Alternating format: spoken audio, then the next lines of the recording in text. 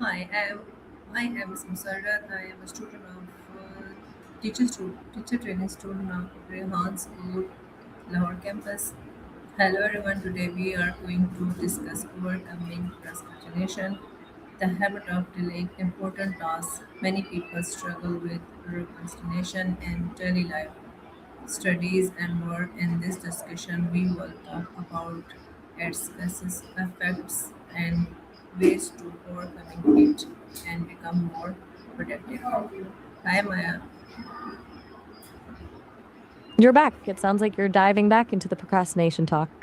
Since we already covered the basics and the mental side of it, do you want to jump straight into those practical ways to stop the delay? Yes. Okay, what is procrastination?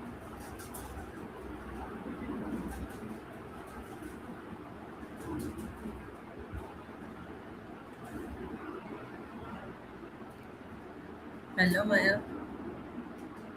I'm still here.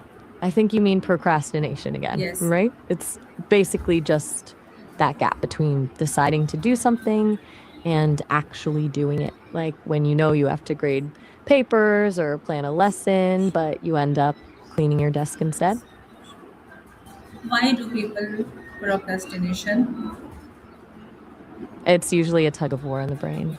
Most people do it because the task triggers some kind of negative emotion, like anxiety, fear of failing, or even just extreme boredom.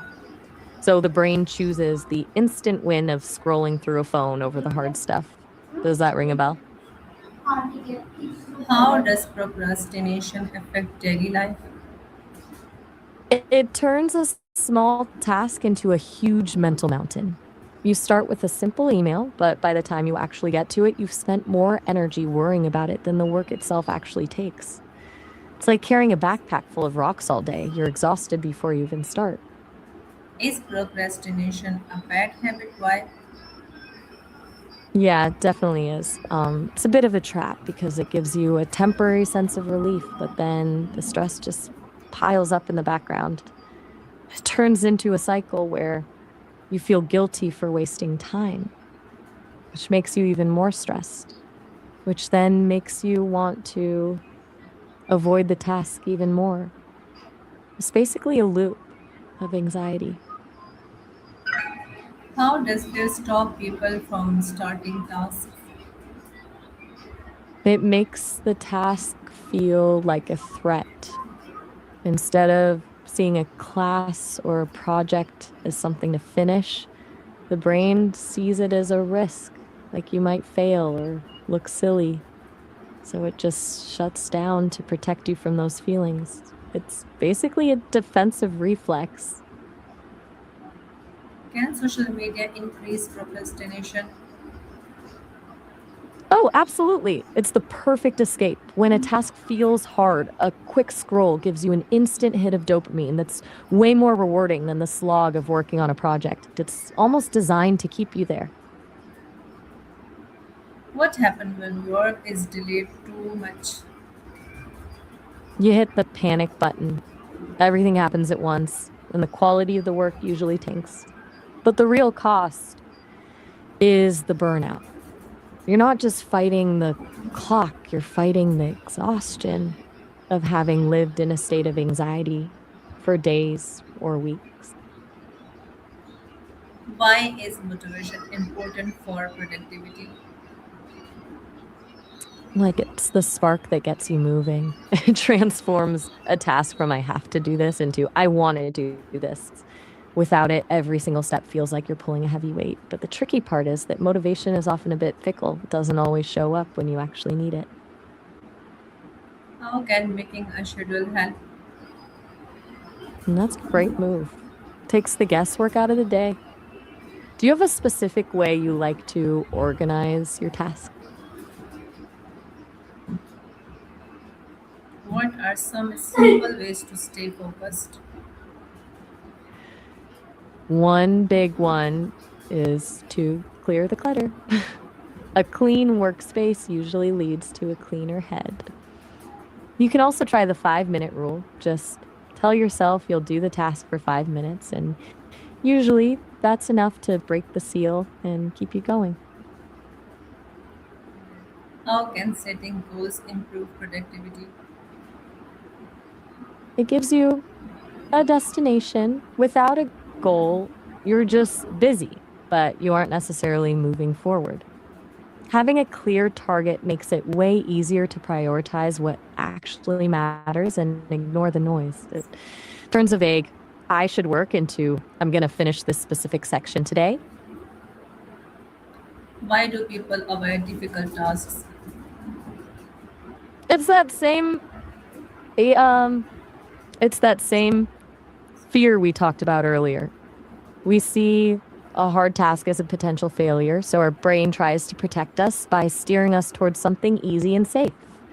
It's basically a way of avoiding the discomfort of feeling stuck or incompetent. How can positive habits improve discipline? They turn the hard things into automatic things. When you have a solid routine, you don't have to rely on willpower every single time. Discipline stops being a struggle and just becomes part of your day. What role does self control play in success?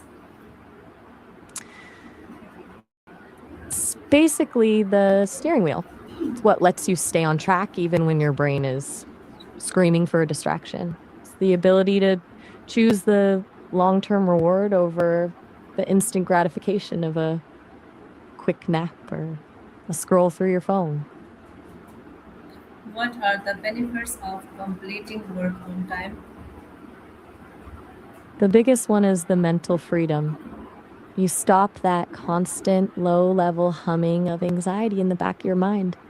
Plus, you actually get to enjoy your downtime without that nagging voice telling you that you should be working.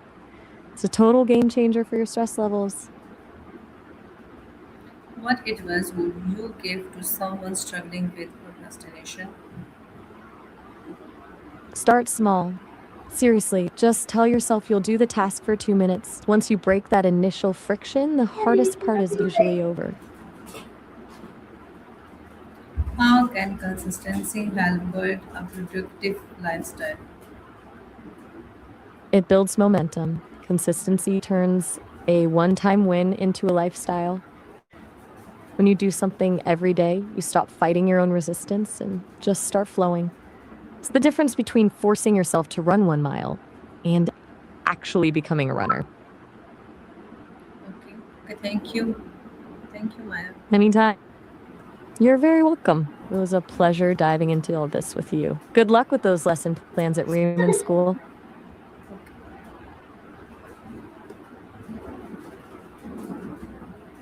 Okay, thank you everyone for watching and listening to our discussion on overcoming procrastination.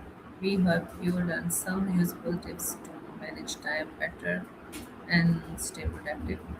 Don't forget to like, share, and comment your thoughts. See you in the next video. Thank you.